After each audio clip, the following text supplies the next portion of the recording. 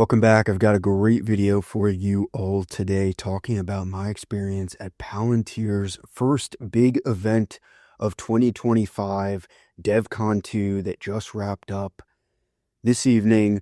I was in attendance for their two-day event, their second ever developer conference on the heels of their first DevCon in November of last year. And I want to tell you all about it, what I learned, my takeaways, and it was a blast and it went by so quickly. Here's proof of my attendance. And yes, I was in attendance, not for having a sizable social media following in the Palantir space, but rather I submitted a, if I say so myself, a rather impressive demo and how you're able to use AIP logic in a consumer use case with respect to using it to perform actions in applications that you might be using in everyday workflows like Microsoft Excel. So I submitted that. Palantir invited me again, had nothing to do with my channel, and I wasn't allowed to record. And as far as I understand, there's no media presence. After all, this was a developer conference, but I am able to talk to you about what occurred. So my main takeaway here is the Palantir hype is real. I was in the Palantir office. They made it clear they don't want me to say where it was, but hundreds of developers were flying in from all over and convening in the Palantir office, and with tons of Palantir engineers also flying in from all of Palantir's offices. And you can really sense the excitement and the magic of what Palantir is building, not only on the product side of things, but especially in the community. And that's what events like this are all about. And developers, and not, of course, not everyone there is a developer. I'm certainly not a developer, but people that are representing startups or people. I spoke to a number of people in different roles. Obviously, in addition to Palantir employees, we have people representing IT departments, which has been a big factor in who Palantir is able to sell to, as well as less technical people within organizations that work with Palantir and their low-code, no-code tooling, and especially as AIP has come to the forefront. So the hype is certainly real, and when you're able to see it firsthand, you're able to see the products get built in real time, in hours, not weeks or months or years. It's truly impressive, and I want to tell you more about it. First, big shout out to Tom and Tom from the London office, who I was working with, Palantir engineers assigned to my build team. I was working with some other Palantir and members of the Palantir investor community who happen to be technical, but we were working with Tom and Tom. They were fantastic, doing everything they could to help us succeed.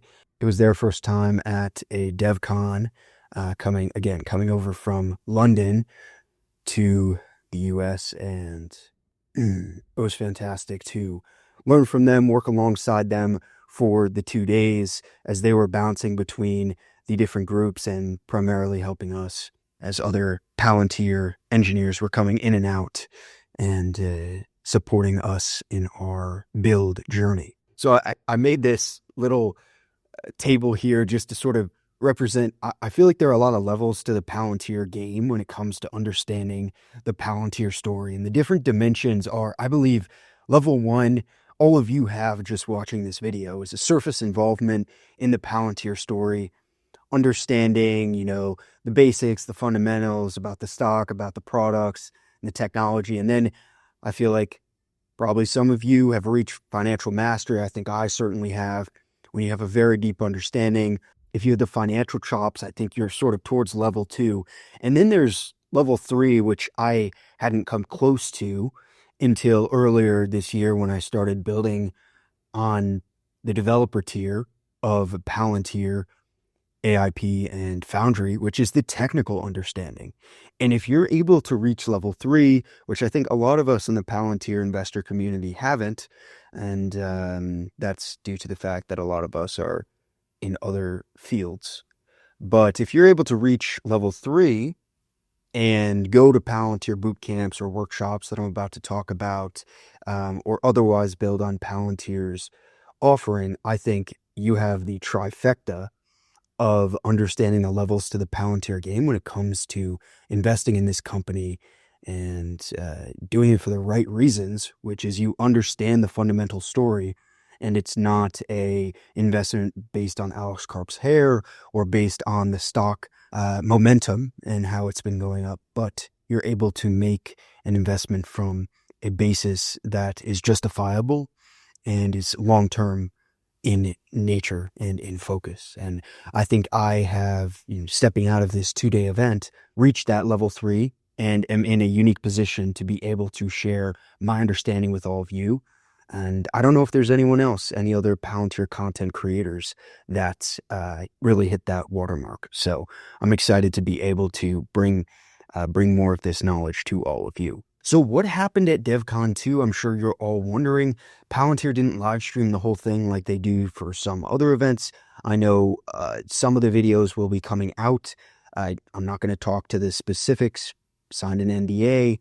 Of course, I'll speak in general, and I definitely recommend you should certainly apply if you're interested, if they will be hosting a DevCon3 in whenever, hopefully later this year, given their cadence between the first two, but they made it clear they were not committing to a timeline yet on DevCon3. But regardless, you should certainly apply to attend. I definitely recommend it. And so what happened across the 2 days, product launches, there were comments on my last video, oh, you can't say Palantir is launching things this week. Of course they aren't, and that didn't make any sense. These launches are not new platforms that move the stock one day to the next, but they're incremental and in some cases monumental jumps in the capabilities of what the SDKs are able to do, of what AIP is capable of, really everything you can think of. That sure, they are small changes in the grand scheme of things, but they unlock incremental use cases that were not before possible. And so there's not one single thing I would point to, but of course, a focus on agents, which is huge. And I want to talk about the workshops, which were great. I believe there were 3, maybe there were 4, but 3 that I can think of where we were sitting down and we were following all of the instructions in real time, turn by turn on our own device, on our own laptops on the Foundry stack. And I'm sure that's pretty similar to a boot camp. So I essentially got to go through, it wasn't my own data that we were using, but go through a simulated boot camp and get that hands-on experience and work with the Palantir engineers that were able to help me when I got stuck and lost on certain steps. So that was huge. And then we finished up with the build competition. And since there were a couple hundred actual attendees, there were roughly 40 teams or so, and there were a number of different verticals we were assigned. I was on the consumer AI group. We presented to a smaller pod, which then moved on and chose another group, but then we watched the final presentations all together. And so I don't know if I'm allowed to speak to the specifics of what our group worked on, but I would love to tell you about what essentially happened in what I got to see from the finals, which was in just 10 hours of working across 2 days on a totally new use case that we were starting from scratch on, using AIP logic functions and, of course, Foundry's ontology. You're able to create really compelling products in a matter of hours that could actually provide business value. And it's like what Palantir says, you hear it on the conference call, you read it, but it's actually true. Like, I saw it happen firsthand, and it's really incredible what's possible when you get brilliant minds on board using Palantir, and they get to have a little bit of time and familiarity with the products and what comes of it. And it's hard to overstate what is possible. So I do want to, I'm not sure why this image is cut off, but I do want to mention this since it was posted publicly by Palantir, but XAI is working directly with Palantir, which of course we sort of already knew that, but we didn't necessarily know was XAI is directly working with Palantir and Palantir's customers. They were on stage, and we also got to witness a presentation by one of the co-founders of XAI, Jimmy Ba, who's just fresh off his presentation launching Grok 3 alongside Elon Musk, whatever that was, a week or two ago.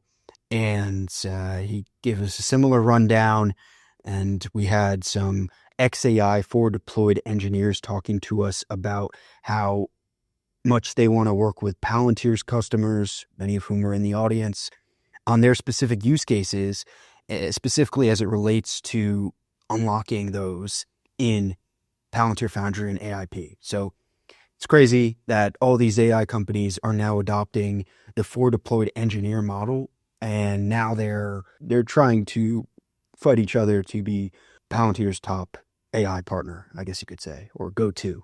And XAI talked a lot about speed. They want to be there for Palantir customers, and they demonstrated some use cases of that, which I think is huge. And they're certainly killing it with their recent releases, and it's a great partnership for Palantir to have. So my key takeaways here: the developer community is growing every day. So much excitement in the group on building on what Palantir had already released, what they're going to continue to release, and the product releases are not slowing down. They are accelerating. Even stuff that Palantir didn't talk about that they were launching, when we were talking with engineers in some of their